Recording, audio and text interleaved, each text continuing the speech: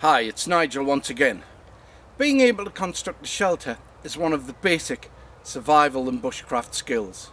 Although it's great to make a shelter from natural materials that you find lying around, it takes time. Having a tarp is much easier than spending time making a natural shelter.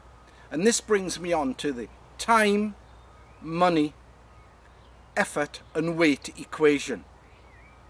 To build a natural shelter takes a lot of time and effort, especially if materials are sparse. Carrying a shelter sheet or a ground sheet or a poncho saves you time and effort, but it does cost money and it costs you weight. The old German army poncho weighs about 2 pounds or 900 grams, as does the shelter sheet I'm standing under. A shelter sheet with poles and bungees and cords and pegs weighs about 3 pounds or 1.36 kilograms, whereas a small lightweight poncho only weighs 1.5 pounds. So if you're going to carry your shelter, you have to bear the weight in mind. I think a good compromise is a British Army shelter sheet. It's bigger than the poncho and it doesn't weigh that much more when you take in pegs and poles and things like that. This A-frame shelter is very easy and quick to put up, and it's ideal to protect you from the elements if you can't have a fire. It's small enough to keep the heat in, it's big enough for 2 people, and the windward end you can block off with your rucksack and other equipment. It's easy, it weighs 3 pounds, it goes up in a few minutes if 2 of you work together.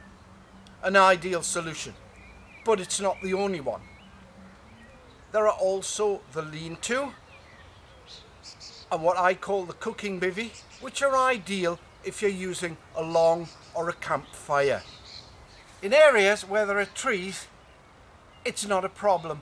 You can fasten your shelter to the trees. However, in grassland and moorland, you have to carry some sort of pole. Either cut down tent poles like these are, or walking poles, or dedicated bivvy poles, all of which add to the cost and the weight, but make life a lot easier.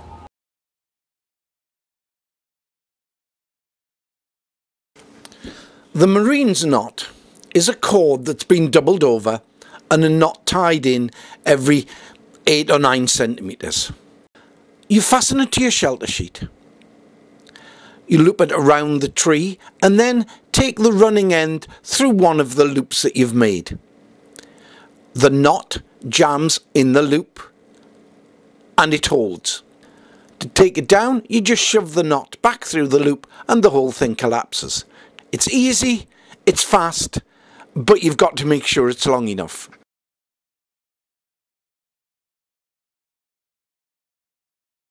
Another method is to use a bungee cord. You put one hook on the shelter sheet and wrap the cord around the tree some way and then fasten down the second hook. They're easy, but they're elastic under tension with metal ends. So if you're not careful, they can fly off and injure someone. People have lost eyes. They're good, but you need to take care.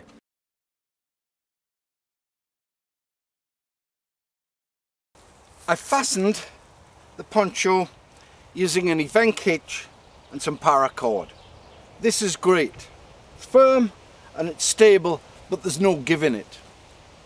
So if it gets too windy, the eyelets are going to take all the strain. This doesn't happen with bungees. What I am going to do is replace this solid cord with a bungeed cord that's got a little bit of play in it.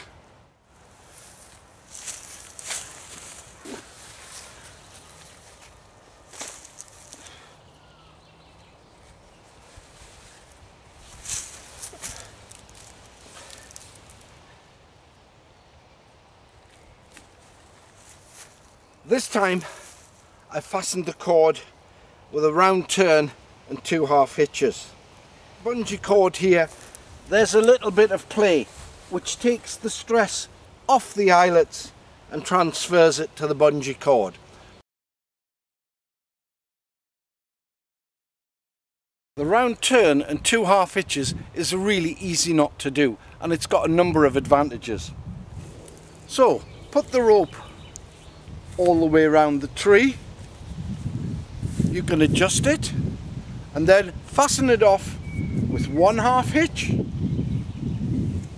putting the running end through the loop,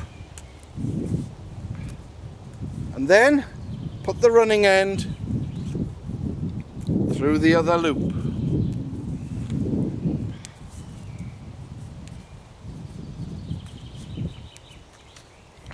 Once that's tightened off, the rope's not going anywhere, it can't move. The problem now is to dismantle the structure without losing any of the component parts. It's usually a good idea to get the bag and put in the tent pegs and cords one at a time as you go along.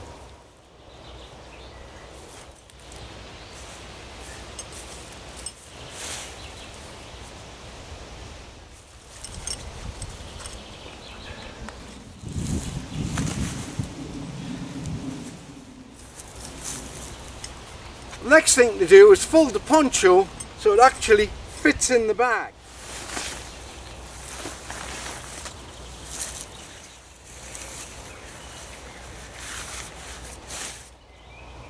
Try and keep the outside of the poncho on the outside. This keeps the inside clean, which means you don't get dirt on you, your clothes or your equipment. Once you've checked the poncho for size that's going to fit in the bag, then sort out your cords and pegs. It's now that you notice the difference between the cheap steel pegs, which weigh a lot, and the more expensive aluminium ones that don't. This is another part of the money, time, effort, weight syndrome. You pay more for the aluminium pegs, but they're lighter and they're easier to carry.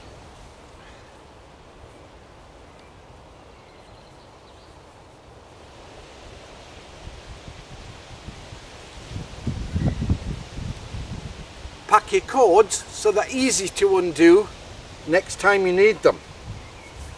Lay the bits and bobs out so you can count them. A final check before you roll up all your equipment. Try and keep everything as snug as possible, because it's easier to do it now than have to unpack it and repack it in a few minutes. Have your kit packed away in as few bags as possible. It's easier to look after 5 bags than it is after 15. So if you can get your kit down to 2 or 3 bags in one rucksack, that's an advantage. It makes transporting the gear easier, finding it easier, and losing it more difficult. We've finished with this area. We've left it the way we found it. We've taken nothing but film and photographs, and we've left not even footprints. Take care of your environment. It looks after you. You look after it.